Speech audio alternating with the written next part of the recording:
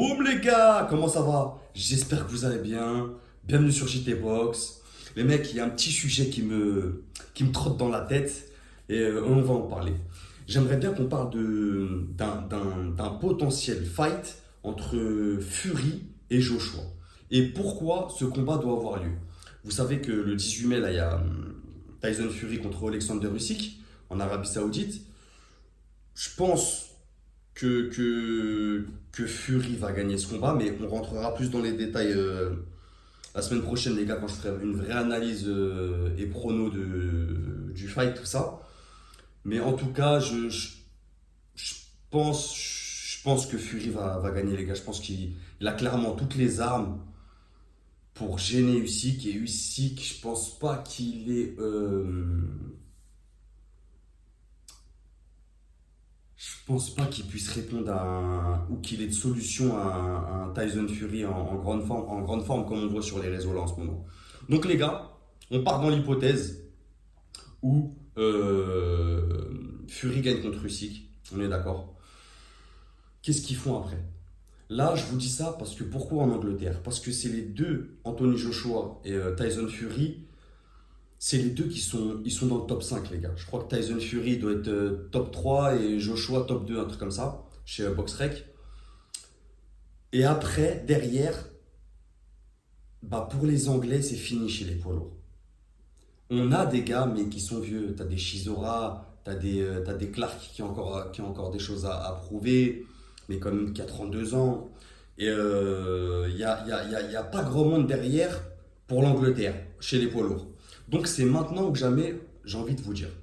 Ils ont dépassé la trentaine, donc Fury il a 35 ans je crois, Joshua il doit avoir 32, 33, peut-être même plus, je dis pas de bêtises. Donc, donc pour moi c'est le momentum parfait pour l'Angleterre de réclamer ce combat. Et ça serait incroyable les gars. Imaginez l'affiche Tyson Fury contre Anthony Joshua. Et pourquoi aussi c'est important, les deux c'est des Anglais et il ne peut y avoir qu'un roi les gars. Ça on est d'accord. Et pour que ce combat ait lieu, en plus il y a un storytelling derrière. Tyson Fury qui a fait une contre-performance contre Ngannou. Derrière Joshua qui foudroie Ngannou. Ensuite Fury qui unifierait les ceintures contre Usyk. Derrière, pour moi le combat le plus logique et le combat qui fait sens, surtout pour la boxe en Angleterre et même pour la boxe dans le monde, pour moi, c'est clairement Fury contre Joshua, les gars. Vous me direz ce que vous en pensez, mais comment je serais hypé par ce fight de malade. Ça fait plusieurs fois que j'en parle. Tu vois, vraiment à Londres, où ils veulent même. Je crois que j'y vais, les gars. Hein, je vous mens pas, je crois que j'y vais direct. Je serais grave hypé par ce fight, vraiment. Vraiment un combat de poids lourd comme on en a. Je pense qu'on en a plus vu en Angleterre chez les poids lourds. Le dernier mois que j'ai kiffé, les gars, pour revenir un peu en arrière, c'était vraiment Lennox Lewis, où vraiment en termes de poids lourd anglais, je pense que quand même on avait atteint des summums. Mais là, avec les deux, je pense que s'ils sont dans une grande forme, prêts, préparés, ils pourraient livrer un fight de malade mental. Mais bon, faut encore que Fury batte Usyk. C'est pas encore fait. Parce que Alexander Usyk, quand même, faut pas sous-estimer. C'est un grand champion. Il vient des lourds légers. Donc bon. Mais bref, ça, je préfère vraiment le mettre de côté et en parler dans une prochaine vidéo analysée prono. Fury Joshua, deux poids lourds anglais magnifiques, avec des carrières magnifiques. En tout cas pour ma part, leur carrière avec pour Joshua, des défaites, des rebondissements. C'est ça que j'aime moi chez les boxeurs. Parce que quand un boxeur il gagne tout le temps, c'est facile entre guillemets. On va dire ah il a une carrière, tu vois comme Floyd Mayweather, c'est des légendes. Mais il y a du boulot derrière. Tyson Fury les gars, c'est aucune défaite. Euh, Même si c'est vrai, il y a des fois, il y a des jours où il est sans. Je peux comprendre, tu peux ne pas kiffer le style du gars. Mais quoi qu'il arrive, c'est un boxeur de légende. Ça, tu peux pas l'enlever chez les poids lourds. Il a fait des dingueries. Et pareil pour Joshua. On lui rapporte souvent sa défaite contre Andy Ruiz.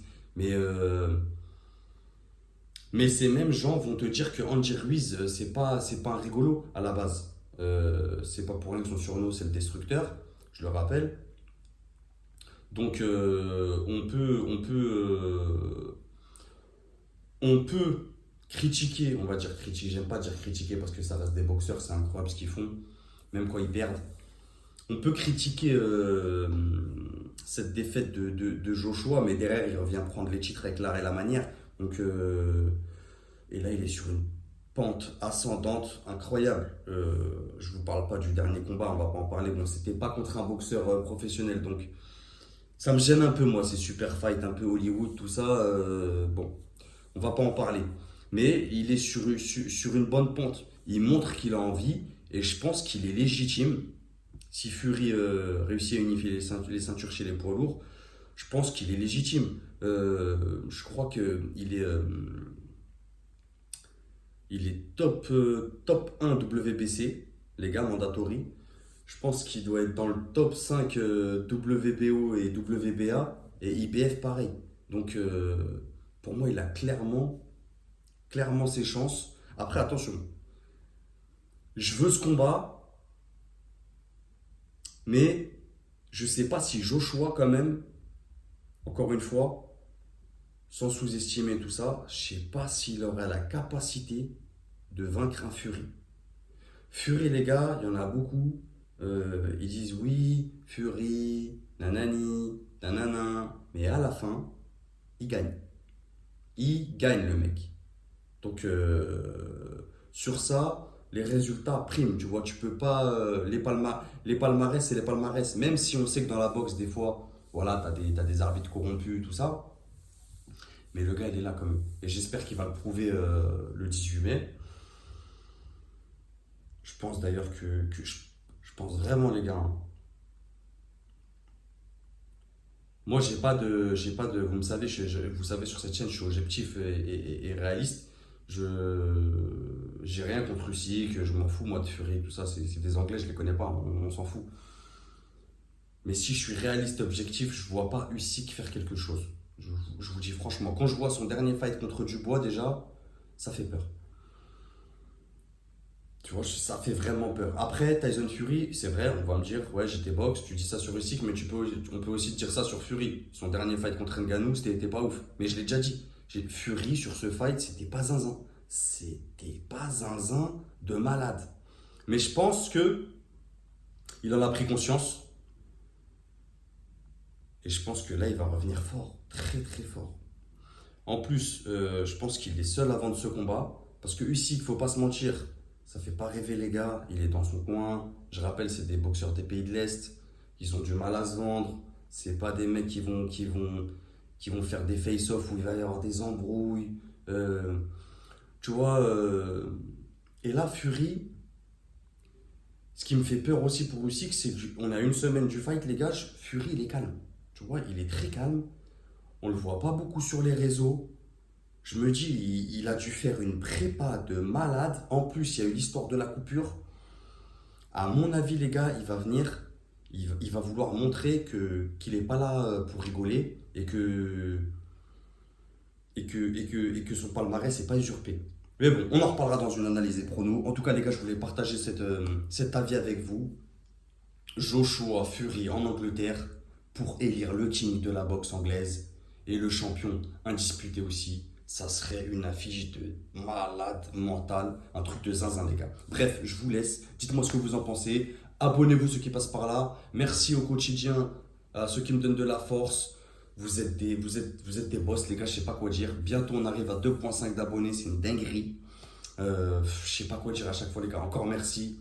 On partage ça en commentaire. Merci les gars, prenez soin de vous. Ciao.